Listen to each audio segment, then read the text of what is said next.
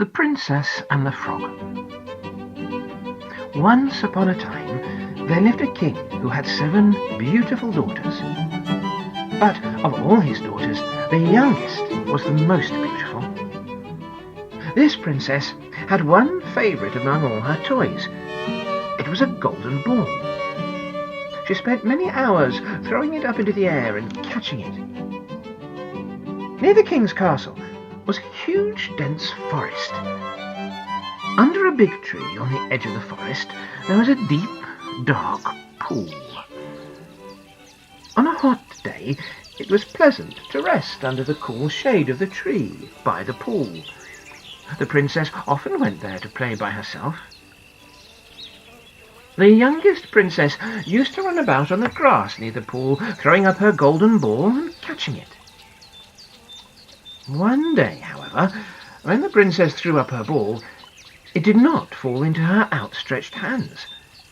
It fell onto the grass and bounced into the deep pool with a loud splash. The princess could not bear to think that she had really lost her beautiful golden ball. She began to cry, and the more she thought about the loss of her favourite toy, the louder she cried. As the princess wept, she heard a voice saying, "Why do you weep, young princess? What is wrong?" The princess looked up to see who was speaking to her. She could not see anyone nearby. There was only a frog sitting at the edge of the pool. So she said to the frog, "I am crying because my beautiful golden ball has fallen into this deep pool." "Do not cry," said the frog. "I can help you to get your ball. But what will you give me if I find it for you?" "I will give you anything you wish for," replied the princess. "You can have my clothes or my jewels or even my golden crown, if only you will find my golden ball." "I do not want your clothes or your jewels, or even your golden crown," replied the frog. "I should like you to love me. I want you to let me be your friend and play with you. I want to sit beside you at the table, eat from your golden plate and drink from your golden cup. I want to sleep in your bed beside you. If you will promise me these things," went on the frog, "I shall dive down deep into the pool and find your golden ball. Do you promise?" The princess thought that the frog was talking a lot of nonsense. Also, she wanted her golden ball very much. So she said, "Yes, I will promise all that you ask, if only you will find my golden ball for me." At these words, the frog dived into the pool. The frog dived deep into the pool and soon came swimming up again with a golden ball in his mouth. He threw the ball onto the grass. The princess was so happy to see her favourite plaything once again. She picked it up and laughed with delight as she threw it into the air and caught it again and again. Then she turned her back on the frog and the pool and ran away through the forest towards her father's castle. "Wait for me! Wait for me!" croaked the poor frog. "I can't run as fast as you can." And he hopped along behind, trying to catch up with the princess. She did not turn round, but just kept on running. The next day, the young princess was sitting at dinner with the king, his courtiers, and the other princesses. As she ate from her little golden plate, the frog found his way into the great hall of the castle. He jumped from step to step up the marble staircase. When he got to the top, he knocked on the door of the dining room. "Youngest princess, open the door for me!" he cried. The princess ran to the door to see who was calling her. When she saw it was the frog, she was afraid. She slammed the door shut quickly and went back to her place at the dining table. The king saw that his daughter was afraid. "My child, what has frightened you?" he asked. "Is there a giant outside the door who wishes to carry you away?" "Oh, no, dear father," replied the princess. "There is no giant outside the door, only a horrible, slimy frog." "What does the frog want with you?" asked the king. Then the princess told her father what had happened in the forest the day before. "I promised him that he could live with me," she said, "but I never thought he would come so far from the water." Just then another knock was heard on the door, and a voice cried out, "Youngest princess, hear me call. Remember, you lost your golden ball. As you played by yourself in the pool, I dived into the waters cool, and your ball I found and returned to you.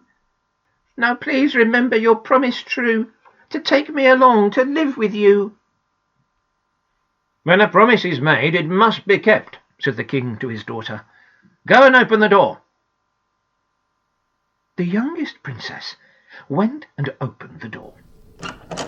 As she returned to her chair, the frog hopped behind her. When she sat down, the frog said, "Put me on the table beside you, please."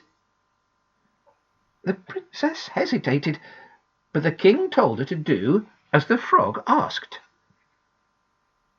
When the frog was on the table, he said to the princess, "Please push your little golden plate nearer to me. Then we can eat together from the same plate." The princess did so, but very unwillingly. She barely touched her food, and each mouthful seemed to choke her. The frog, however, enjoyed every bite he ate. When he had finished eating, the frog turned to the princess and said, "Now I am tired. Please take me to your room, and we will lie on your little silken bed and go to sleep." At that, the youngest princess burst into tears. She did not like to touch the cold little frog, and she couldn't bear to think of him beside her in her own bed. Then the king grew angry and spoke sternly to his daughter. "If someone helps you when you are in trouble," he said, "you cannot afterwards turn your back on him. Take the frog with you to your room." So the princess had to pick up the frog and take him to her room.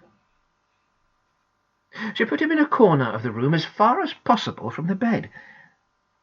Then she got into her silken bed and turned her back on him. Once more the frog spoke up. "I, too, am tired," he said. "I want to sleep beside you on your silken sheets. Please, lift me up." Again the princess began to weep. "If you do not lift me into your bed," went on the frog, "I shall have to tell the king, your father." The princess knew she had no choice, for her father would insist that she kept her promise.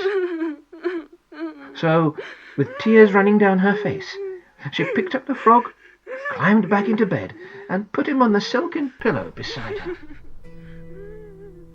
No sooner had she done so than the frog turned into a handsome prince.